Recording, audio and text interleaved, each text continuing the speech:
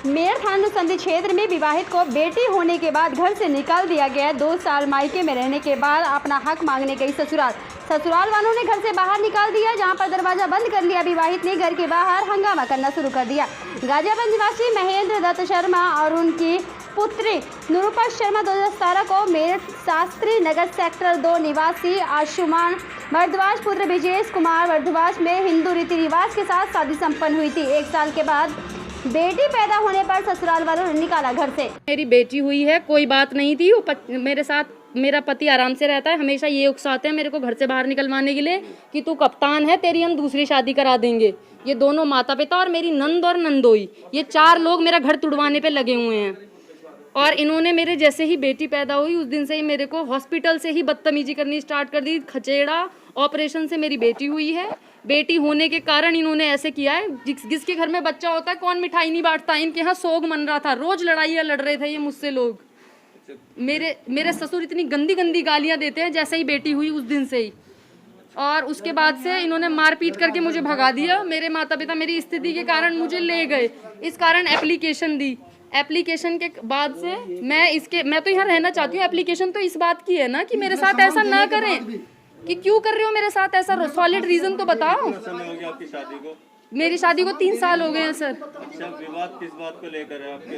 विवाद इसी बात को लेकर है, मेरी नंद रहती है, वो मुझे भगाती है यहाँ से कि मैं रहूंगी, तू अपने घर पे रह। आपके हस्बैंड का नाम क्या है? अंशुमन भारद्वाज है मेरे हस्बैंड का नाम। और आपके ससुर साहब का? ब्रजेश कुमार शर्मा, जो इतनी गंदी गालियाँ देते हैं कि कोई जीवन में दे नहीं सकता है। और आपके पिताजी का? पिताजी का नाम महेंद्र दत्त शर्मा है सर। कहाँ के रहने वाले हैं?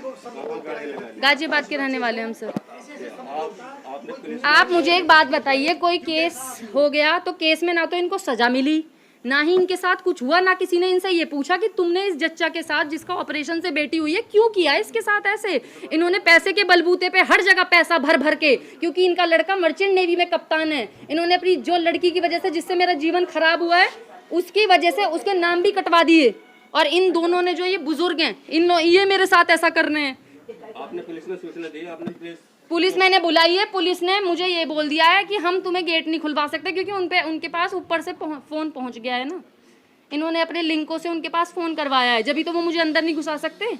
मेरे सर जी, मेरा नाम महेंद्र शर्मा है और 3 साल हो गए मुझे परेशानी कूटते इन मेरे बच्चों को मार पीट करी इन्होंने। इसके अभी 1 साल पहले बच्ची हुई अनिंदित हॉस्पिटल में, और इन्होंने उस बच्चे को इतना परेशान करा, टॉर्चर करा। और हम वहाँ आए उसके बाद इन्होंने गेट नहीं खोला। और ये बच्ची चाहती है कि मैं अपने घर को बसाऊं। और ये जो इनका फादर है, लड़के का जो बाप है ना, वो अपने लड़के को टॉर्चर करता है, क्योंकि इस लड़के ने कहीं कुछ कर रखा होगा। हम ये नहीं, आप बताओ, क्योंकि कौन माँ बाप है कि अपने बच्चे को पिता है जो अपने बच्चे को पलट के नहीं देख रहा। 1 साल हो गया हमें, 1 साल से हमें अपने बच्चे को, हम इसके बच्चे को पाल रहे, इसकी पोती को, और इसने अपनी लड़की को और जमाई को अपने घर में रख रखा। और हम इससे जब शादी हमने करी, हमने पूछा ये लड़की क्यों रह रही है, इसकी छोटी बच्ची है, इसलिए मैंने रख रखी है। मैं आपको बात बताऊँ, इनका ये हिसाब किताब रहा, चुप रहे, समझे जी।